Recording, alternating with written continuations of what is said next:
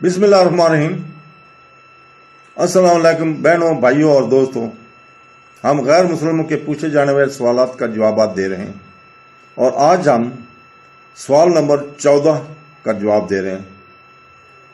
ये सवाल आमतौर पर किया जाता है गैर मुसलमानों की तरफ से कि सवाल ये है कि इस्लामी कानून के तहत वरासत में मिलने वाली दौलत में औरत का हिस्सा मर्द के मुकाबले में आधा क्यों है, जिसका जवाब हम दे रहे हैं। कुरान करीम में वरासत में मिलने वाली दौलत की सही मुस्तहकीन में तकसीम के हवाले से खास और तफसीली रहनुमाई मौजूद है। कुरानी आयत जिनमें वरासत के हवाले से रहनुमाई मौजूद है वो ये हैं।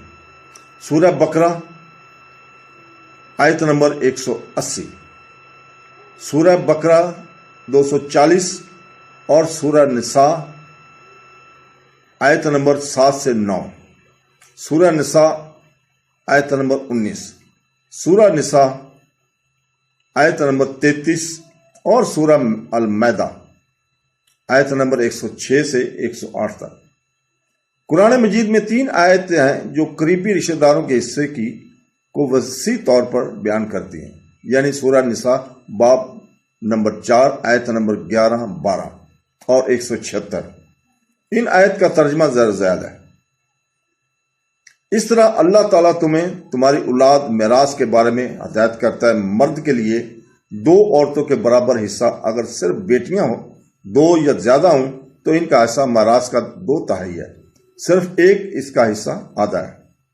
वालिदैन के लिए वरासत में से हर एक के लिए 1/6 हिस्सा।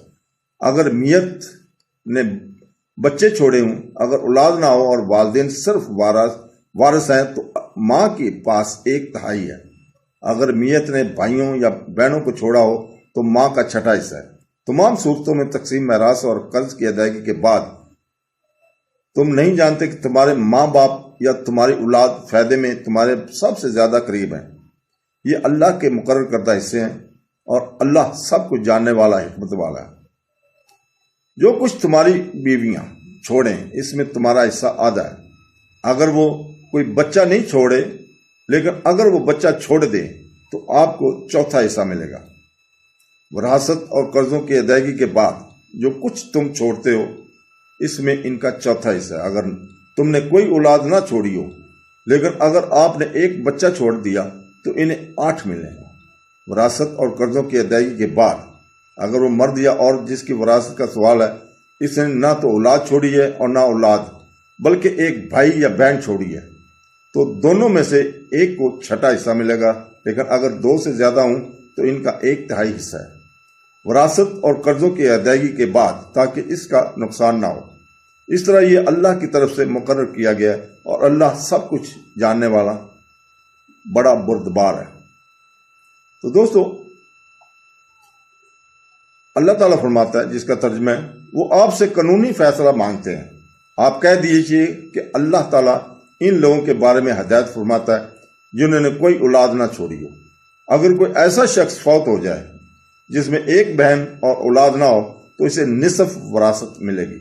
ऐसी मैयत जो औरत थी जिसने कोई औलाद ना छोड़ी हो, इसका भाई इसके मिरास के लिए, अगर 2 बहनें हों तो इसके लिए दरमियान वरास का 2/3 हिस्सा होगा।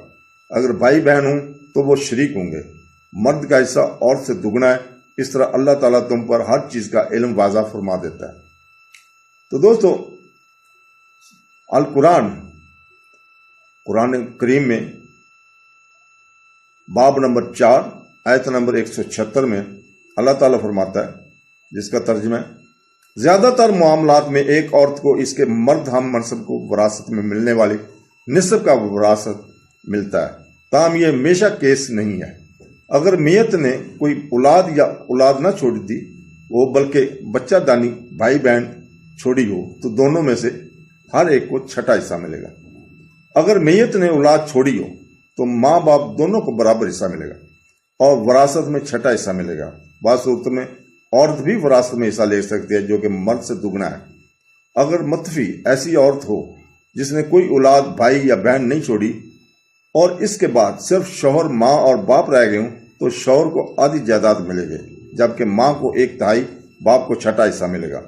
इस खास सूरत में माँ को वरासत में हिस्सा मिलता है जो बाप से दुगना होता है। یہ سچ ہے کہ عام اصولوں کے طور پر زیادہ تر معاملات میں عورت کو وراثت میں حصہ ملتا ہے جو کہ مرد کا نصب ہے۔ مثال کے طور پر درج ذیل صورتوں میں: نمبر 1، بیٹے کو جب وراثت ملتی ہے اس کا نصب بیٹی کو ملتا ہے۔ نمبر 2، اگر میت کی کوئی اولاد نہ ہو تو بیوی کو 1/8 حصہ اور شوہر کا 1/4 حصہ ملے گا۔ نمبر 3، اگر میت کے بچے ہوں تو بیوی کو 1/4 اور شوہر کو 1/2 کی وراثت ملے گا۔ اگر میت کی کوئی اولاد یا اولاد نہ ہو تو بہن کو وراثت میں حصہ ملے گا جو بھائی کا نصب ہے۔ اسلام میں عورت کی کوئی مالی ذمہ داری نہیں ہے اور معاشی ذمہ داری مرد کے کندھوں پر ہے۔ عورت کی شادی سے پہلے باپ یا بھائی کا فرض ہے کہ وہ عورت کے قیام و طعام، لباس اور دیگر مالی ضروریات کا خیال رکھے۔ شادی کے بعد یہ شوہر یا بیٹے کا فرض ہے۔ اسلام مرد کو اپنے خاندان کی ضروریات پوری کرنے کے لیے مالی طور پر ذمہ دار ٹھہراتا ہے۔ ذمہ داری نبھانے کے قابل ہونے کے لیے مردوں کو وراثت کا دگنا حصہ ملتا ہے۔ مثال کے طور پر اگر کوئی آدمی تقریباً روپے چھوڑ کر مر جائے 1,50,000 بچوں کے لیے، یعنی ایک بیٹا اور ایک بیٹی، بیٹے کو 1,00,000 روپے اور بیٹی کو صرف 50,000 روپے ملیں گے۔ 1,00,000 میں سے جو بیٹے کو وراثت میں ملتا ہے اپنے اہل خانہ پر فرض کے طور پر ہو سکتا ہے کہ اسے تقریباً پوری رقم ان پر خرچ کرنی پڑے، یا یوں کہہ لیں کہ تقریباً 80,000، اور اسی طرح اس کے پاس وراثت کا تھوڑا سا حصہ رہ جاتا ہے۔ یوں کہہ لیجئے کہ 20,000 رہ گیا، اس کے اپنے لیے دوسری طرف 50,000 کی وراثت والی بیٹی کسی پر 1 پیسہ خرچ کرنے کی پابند نہیں، وہ پوری رقم اپنے پاس رکھ سکتی ہے۔ کیا آپ 1,00,000 روپے وراثت میں لیتے اور اس میں سے 80,000 خرچ کرنے کو ترجیح دیں گے، یا 50,000 روپے وراثت میں لے کر پوری رقم اپنے پاس رکھ لیں گے؟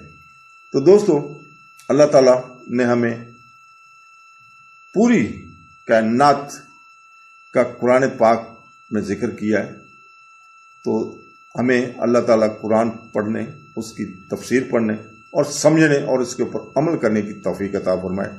آمین ثم آمین۔ اللہ حافظ۔